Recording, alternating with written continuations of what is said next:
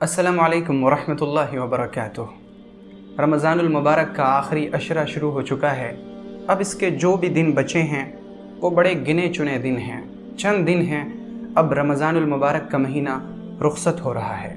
اس کے جو دن بچے ہوئے ہیں ہمیں چاہیے کہ ہم ان دنوں کی قدر کر لیں، اور وہ جو ہم جانتے ہیں لیلۃ القدر کے بارے میں، وہ رات احادیث کی روشنی میں رمضان کے آخری عشرے کی طاق راتوں میں ہوا کرتی ہے، اور اس کا بہت زیادہ امکان ہوتا ہے کہ رمضان کے آخری عشرے کی جو طاق راتیں ہیں، یعنی 21ویں کی رات، 23ویں کی، 25ویں کی، 27ویں کی اور 29ویں کی رات، یہ جو 5 راتیں ہیں ان میں شب قدر کے ہونے کا امکان بہت زیادہ ہے۔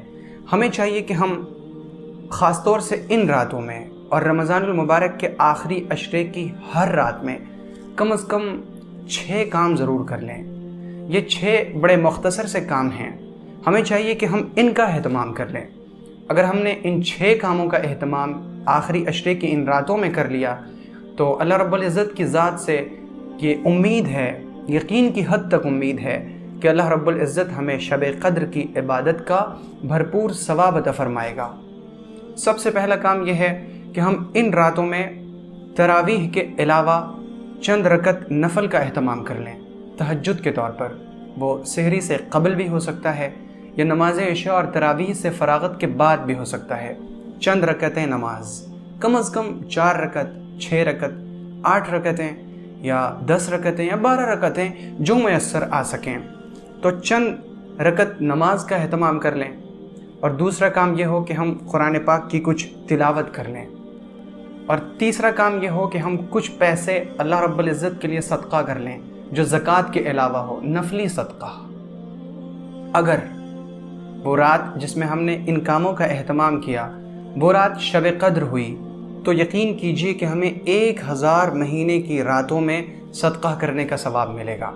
صدقہ کرنے کے لیے یہ ضروری نہیں کہ اس رات میں کسی مستحق کو تلاش کر کے اس تک اپنا صدقہ پہنچایا جائے، بلکہ اگر ہم اپنے گھر میں موجود ہیں تو اپنے پیسوں میں سے کچھ پیسے صدقہ کی نیت سے الگ کر دیں، یا اس وقت جب کہ پیسوں کو یہاں سے وہاں بھیجنا بہت آسان ہو چکا ہے تو بہت سی بار آن لائن ٹرانسفر بھی کیا جا سکتا ہے، اور یہ صدقہ غریب کو، یتیم کو، نادار کو، کسی مستحق کو دیا جا سکتا ہے۔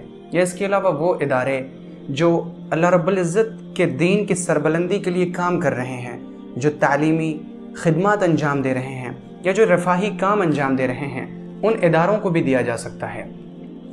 تو یہ 3 کام ہوئے، نماز، تلاوت، صدقہ۔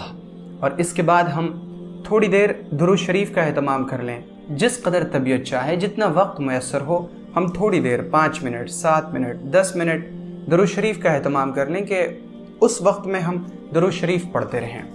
اور اس کے بعد ہمارا 5واں کام یہ ہو کہ ہم استغفار میں مشغول ہو جائیں۔ تھوڑی دیر تک ہم استغفار کرتے رہیں، اللہ رب العزت سے معافی طلب کرتے رہیں، سید الاستغفار کا اہتمام کریں، یا وہ چھوٹا استغفار جس کے بارے میں پیغمبر صلی اللہ علیہ وسلم نے فرمایا کہ اگر کوئی شخص میدان جنگ سے بھاگنے کا بھی گناہ کر چکا ہو اور وہ اس استغفار کا اہتمام کرے تو اللہ تعالیٰ اس کے اس گناہ کو بھی اس استغفار کی وجہ سے معاف کر دے گا۔ استغفر اللہ الذی لا الہ الا هو الحی القیوم واتوب الیہ۔ یہ 5 کام ہوئے۔ اور 6ٹھا کام یہ ہو کہ ہم تھوڑی دیر دعا کا اہتمام کر لیں، اپنے لیے دین کی، دنیا کی، آخرت کی تمام بھلائیاں اللہ سے مانگ لیں، اور ہم اپنے لیے دنیا اور آخرت کے تمام فتنوں سے نجات مانگ لیں۔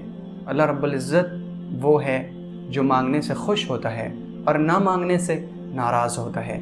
تو یہ ہمارا 6ٹھا کام ہو کہ ہم تھوڑی دیر دعا کا اہتمام کر لیں۔ اور پھر 7واں کام جو میری آپ سے گزارش ہوگی وہ یہ کہ جب آپ دعا کریں اور جب آپ یہ 6 کام کر چکیں تو مجھے بھی اپنی دعاؤں میں یاد رکھیں۔